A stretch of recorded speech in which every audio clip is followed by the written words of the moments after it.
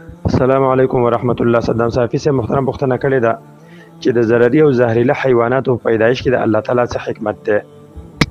د الله تعالی د صفاتو نه یو صفت دا ده چې الله تعالی حکیم علیم ذات ده. حکیم دا معنی چې الله تعالی هیڅ یو کار عبث او بې فایدې نه کوي. په هر کار کې د الله تعالی حکمت وي. دغه شانه هیڅ یو مخلوق الله تعالی عبث او بې فایدې نه ده پیدا کړی.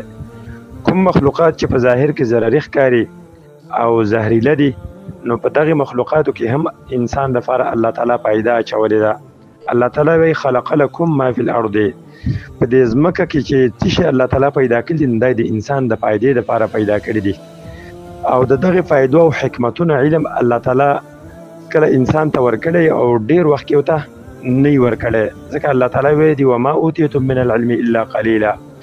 تاسو ته د علم نه ډیره کم حصہ درکړی شوې ده. عشان الله تعالی وی والله يعلم وانتم لا تعلمون. الله تعالی پوهیږي او تاسو نه پوهیږئ.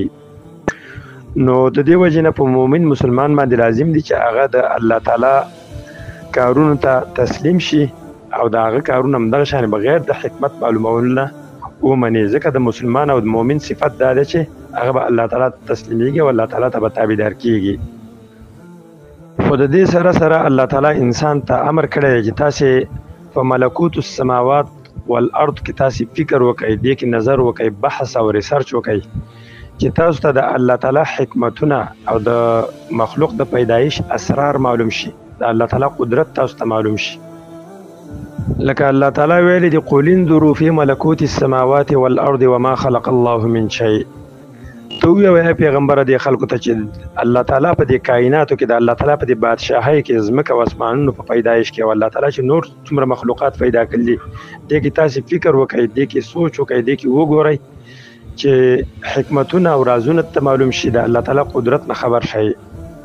نو د دې وجه نه ځینې علماو د دغه مخلوقاتو چې ظاهر کې ضرري او زهريله دي د دې د پیدایش نه حکمت او فائدہ دا بیان کړی ده چې دې کې د الله تعالی قدرت راښکاره کیږي چې الله تعالی څومره په دقت سره د خپل مخلوقات پیدا کړي دي په قسمه قسم شکلونو باندې او قسمه قسم جوړښتونو باندې الله تعالی د مخلوقات پیدا کړي دي، او به د څومره ډیر مخلوقات دي او د ټول مخلوقات الله تعالی په یو وخت کې رزق ورکوي. نو دا د الله تعالی د قدرت نښه ده چې دې باندې انسان ته خپل قدرت ورښیي. د دغه ضرري حیواناتو پیدایش کې دویمه فایده دا ده که دغه ضرري حیوان یو مؤمن یو مسلمان ته ضرر ورکي، یو نقصان ورته ورسوي، نو دغه نقصان رسولو کې د مؤمن دپاره فایده ده. که ظاهر کې د نقصان او تاوان وشي دنیا کې، نو الله تعالی په دغه نقصان او تاوان باندې د مؤمن ته اجر ورکوي او آخرت ولا ښه کوي. نو دا هم د انسان دپاره یو عظیم او لویه فایده ده چې الله تعالی وله د دې حیواناتو په وجه باندې آخرت ښه کوي. درېمه فایده او حکمت د دغه حیواناتو پیدایش کې دا دی چې الله تعالی د دغه حیواناتو په وجه باندې مؤمنان امتحانوي. ځکه د ډیرو حیواناتو په قتل او وژنه باندې شریعت امر کړی دی، د ډیرو نه منع کړی ده. نو دې کې مؤمنان امتحانوي چې کم یو د الله تعالی د امر مني او کم یو د الله تعالی د امر مخالفت کوي. نو دا هم د انسان د کامیابی او د ناکامۍ دپاره یو سبب او ذریعه ده. دغه شان جاحظ په خپل کتاب حیات الحیوان کې یوه فایده بله ذکر کړې ده چې د دغه ضرري حیواناتو د پیدایش په وجه باندې الله تعالی د نورو مخلوقاتو په مابین کې توازن ساتلی دی. ځکه وایي ګیدړ رالګېږي هغه شکون له ښکار کې هغه وخوري، شکون رالګېږي هغه ماران وخوري، هغه ماران ښکار کوي. ماران چنچڼې او مرغۍ دا شیان ښکار کوي، چنچڼې ملخان ښکار کوي. نو د دې ټولو د ښکار د وجې نه دا فایده انسان ته رسیږي. ځکه دغه ملخان کله الله تعالی د بعضې انسانانو په فصلونو باندې مسلط کړي، هغه فصلونه وخوري، انسان ته ډېر تاوان ورکوي. نو چې دا چنچڼ رالګېږي دغه ملخان وخوري، دا هم د انسان دپاره فایده ده. د دې سره سره د دغه حیواناتو په پیدایش کې د انسان دپاره اقتصادي فایدې دي. ځکه انسان د دغې د څرمنو نه، د دې د هډوکو نه، د ویښتو او د وړیو نه فایدې اخلي.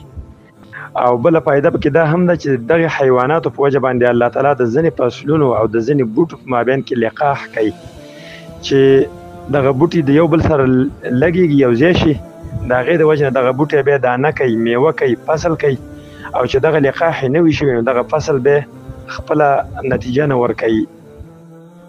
بله فایده د دغه ضرري حیواناتو د پیدایش دا ده چې دا د الله تعالی لښکرې دي. الله تعالی چې وغواړي په چا باندې را لیږي نو په هغې باندې را لیږي، لکه څنګه چې په فرعونیانو باندې را لیږلي وو. الله تعالی وایي فارسلنا علیهم الطوفان والجراد والقمل والضفادع والدم آیات مفصلات. موږ په دې فرعونیانو باندې راولېږل طوفان، والجراد ملخان، والقمل سپږې، والضفادع چندخان، والدم او وینه. دا به جدا جدا نښې وې د دې فرعونیانو دپاره، خو دوی ته عبرت نه اخسته. دغه شانې بله فایده د دغې حیواناتو په پیدایش کې دا ده، دمیري صاحب په خپل کتاب حیات الحیوان کې لیکلی دي چې ابو جعفر المنصور دا د عباسیانو یو خلیفه او بادشاه او دا ناسو، نو مچ راغی د مخې ته تاویده را تاویده دی تنګ که. نو کله چې دغه مچ وشړه بیا یو عالم راوغوښته چې مقاتل ابن سلیمان دغه نوم و، هغه نه یې پوښتنه وکړله چې الله تعالی دا مچان د څه دپاره پیدا کړي دي؟ نو هغه ورته وویل چې لیدل به الجبابره، د دې دپاره پیدا کړي دي چې دا جابره او متکبرین خلک دې الله تعالی ذلیل کړي. نو منصور وی غلی کېناسته لکه چې دا خبره ټوله ماته وکړله، او هغه خو د دغې نه خبر نه و چې دا منصور دې مچ تنګ کړی دی. نو دغه شانه الله تعالی نمرود بادشاه چې هغه یو کافر او مرتد انسانو د الوهیت دعوی کړې وه، خلکو ته ویلي چې زه ستاسو رب یم. نو ډېر متکبر او جابر بادشاه الله تعالی د ماشې په ذریعه باندې هغه مردار کو، د هغه وخت یې ماشه ورنیسته، 400 کاله دغې ماشې په وجه باندې وعذابه، ځکه دا ماشه چې تر څو پورې د دې په غوږ کې و دا ژوندی و، نو د دې په دې سر باندې به در راته، د ده خواله چې به څوک راتله ملاقات ته، نو غوره سړی به هغه و چې د دې نمرود بادشاه له په سر باندې یو څو څپړی ګزارونه ورکړي او په بوټانو او په لتو او په څپړو باندې ووایي، نو دا به غوره سړی و، ځکه دې سره به د ده دا درد کمېده. نو الله تعالی په دغه ماشه مسلط کړی و. او الله تعالی د مچ باره کې وایي وَإِن يَسْلُبْهُمُ الذُّبَابُ شَيْئًا لَا يَسْتَنْقِذُوهُ مِنْهُ ضَعُفَ الطَّالِبُ وَالْمَطْلُوبُ. که د دې خلکو نه چې دا بندگان را لګېږي او د دغې خلکو عبادت کوي، د دې بوتانو عبادت کوي، د دغې زیارتونو عبادت کوي یا د باباګانو عبادت کوي، کو د دغې باباګانو نه چې دا خلکو ته الهه وایي، دا خلک عبادت کوي، ماشه یا مچ یو شی وتښتوي، نو دوی دغې مچ نه دا شی نشي را خلاصولی، دومره طاقت هم نه لري، نو څنګه ته عبادت کوي؟ نو الله تعالی د دغې کمزورو مخلوقاتو په وجه باندې جابره او متکبرین خلک ذلیله کوي. او نور به هم ډېرې فایدې وي چې هغه به موږ ته نه وي معلومې، د الله تعالی به پکې خپل حکمتونه وي، په هغې مؤمن باندې لازم دي چې په هغې باندې هم دغه شان ایمان راوړي او په دې باندې یقین وکړي چې الله تعالی کوم شی عبث او بې فایدې نه دی پیدا کړی. والله تعالی اعلم.